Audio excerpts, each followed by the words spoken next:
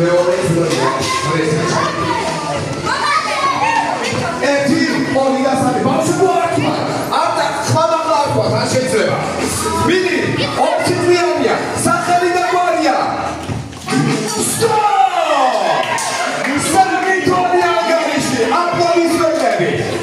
ძალიან თორ შემდეგი აი ეს ინტერვიუ უკვე დაგვეც სამი თორი ანგარიში გადააკარგა ოფერდა შოკოლადი მართლა